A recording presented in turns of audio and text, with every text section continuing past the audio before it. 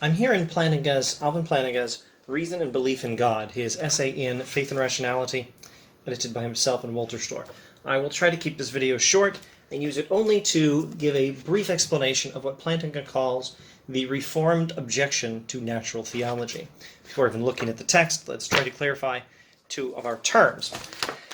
Natural theology means the tradition of giving arguments for the existence of God. Tradition associated with, probably more than anyone else, Thomas Aquinas, though it's certainly something you find in any number of other theological sources. And Reformed here means pertaining to the Protestant Reformation. Plantinga is looking at people who object to natural theology from the perspective of Reformation theology, and specifically Calvinism. Well, not exclusively Calvinism. I shouldn't say specifically either. I should say centrally Calvinism.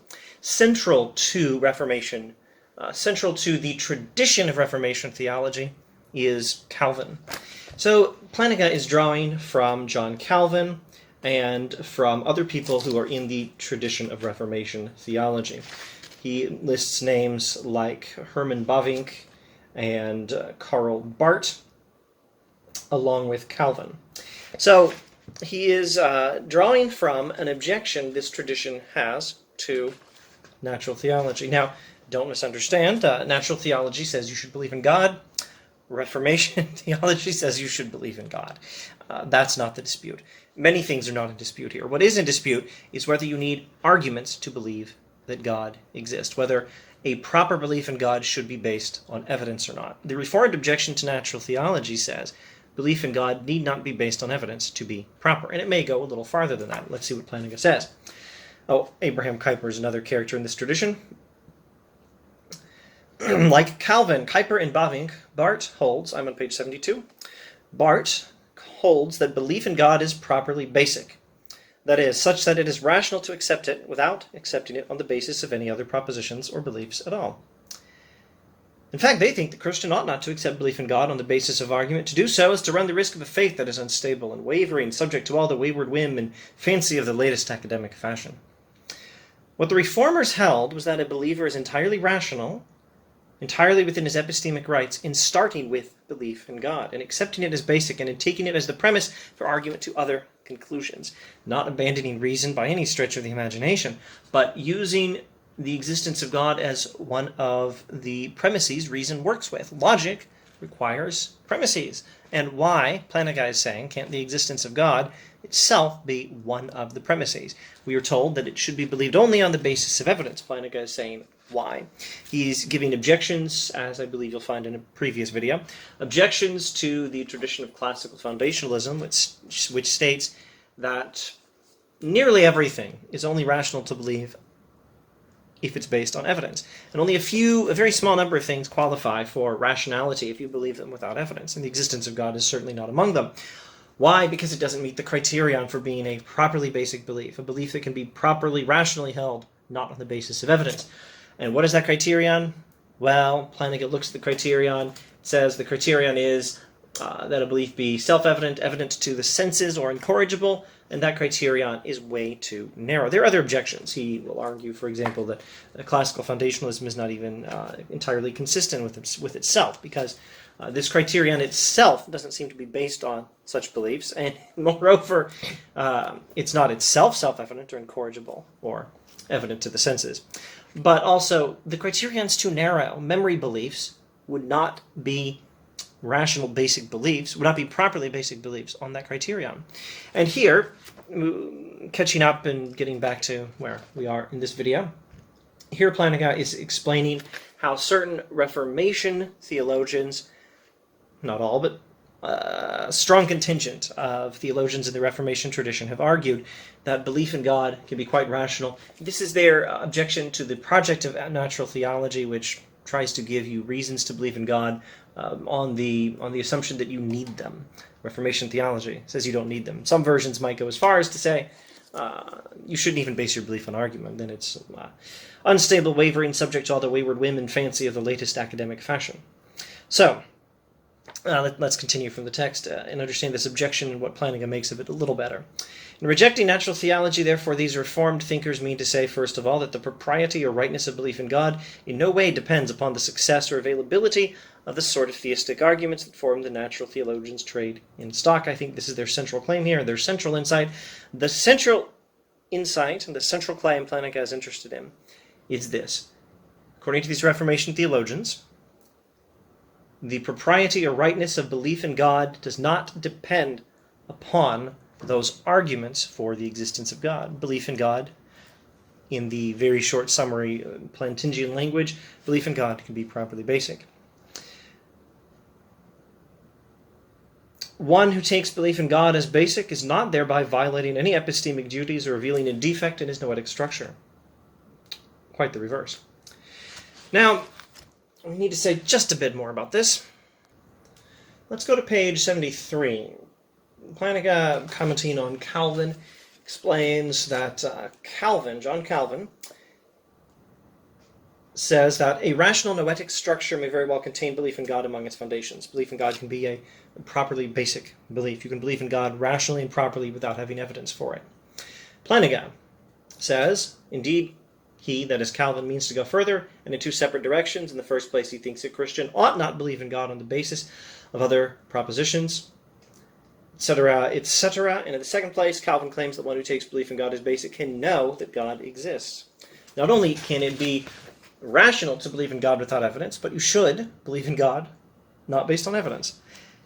And you can also know that God exists. Now, this calls for all kinds of explanation, and of course, Plantinga doesn't do it here. He will get to it, but it's going to take a lot more time. In fact, he's not going to give the full explanation until the year 2000 in the book Warranted Christian Belief. Let's see. This book is from 1983. It took him 17 years to finish the project. But he can go far enough here to explain the objection, the Reformed objection to natural theology, and clarify the logic of where it fits into this philosophical discussion of epistemology. Need all beliefs be subjected to this criterion of proper basicality given us by the classical foundationalists?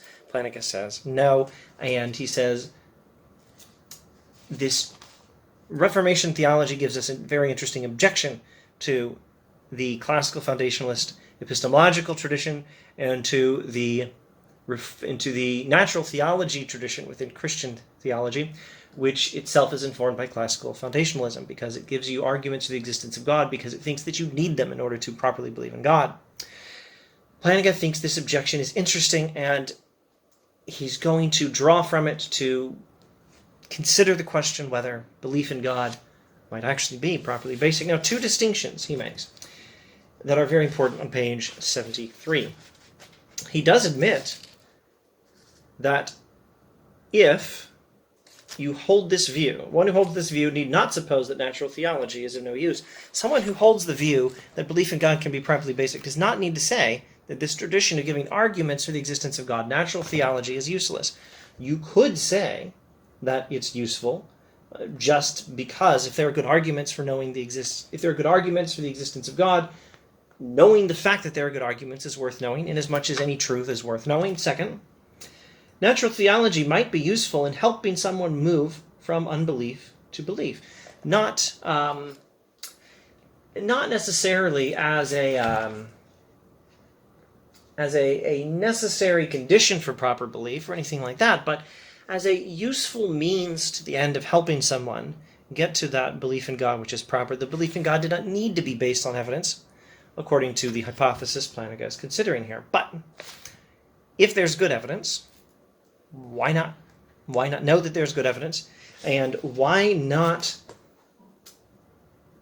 allow that this evidence can be useful in helping people get to that belief, even if the belief didn't need to be based on evidence? Now, we do need to say rather a lot more about how a belief not based on evidence can be known. Plantinga's point, of course, is that it obviously can, because one, everyone in this conversation agrees with that. The basic beliefs, the properly basic ones, are known independently of evidence. They're where we get evidence from. There's no alternative. That's how foundationalist epistemology works. But two, you can also look at things like memory beliefs that are known without evidence, even without the classical foundationalist criterion for proper basicality. In other words, everyone in this conversation agrees that some things are known without evidence. The question is, which things? And Plantinga is exposing a traditional answer to the question, which things, as being the wrong answer, which opens up the possibility that maybe belief in God actually could be properly basic. Maybe it could be rational to believe in the existence of God without evidence. Maybe it could be known without evidence. But he's going to have to do a lot more. And then, of course, he begins right here, page 73, asking, is belief in God properly basic?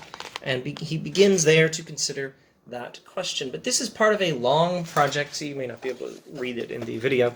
It's part of a long project. It takes Plantinga from, if I have my numbers straight, 1967 in God and Other Minds to the year 2000 in Warranted Christian Belief to complete this whole epistemological project of looking at these questions and replacing classical foundationalism with a better theory of epistemology, and properly dealing with the Reformed Objection to Natural Theology.